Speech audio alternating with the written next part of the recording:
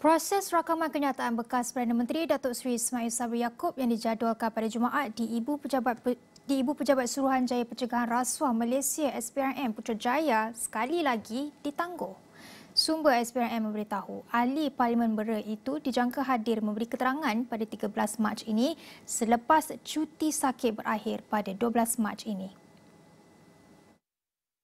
Menurut SPRM, pihaknya juga akan memanggil doktor yang merawat beliau untuk dirakam percakapan bagi mengetahui tahap kesihatan bekas Perdana Menteri itu sebelum keterangannya diambil. Tujuan keterangan doktor itu diambil adalah bagi memastikan Ismail benar-benar sihat dan dalam keadaan baik.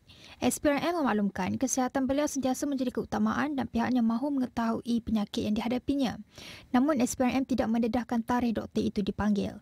Sebelum ini, Ismail Sabri sepatutnya hadir ke Ibu Pejabat SPRM pada Rabu lalu, namun beliau tidak dapat hadir sesudah masalah kesihatan dan SPRM turut diberikan sijil cuti sakit daripada doktor yang merawatnya. Sementara itu, Ketua Pesuruhjaya SPRM Tan Sri Azam Baki ketika dihubungi mengesahkan perkara tersebut.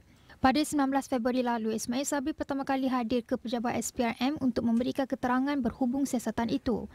Sebelum ini, Azam dalam satu sidang media berkata pemimpin itu merupakan suspek bagi siasatan kes rasuah serta pengubahan wang haram susulan penemuan wang tunai kira-kira 170 juta ringgit serta 16 kilogram jongkong emas tulen yang dianggarkan bernilai hampir 7 juta ringgit di dalam sebuah safe house susulan serbuan dilakukan pihaknya.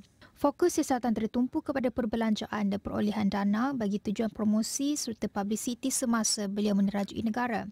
Setakat ini, SPRM telah merakam percakapan 31 individu serta membekukan 13 akaun bank bernilai kira-kira 2 juta ringgit dengan kesemua akaun adalah sah dan aktif.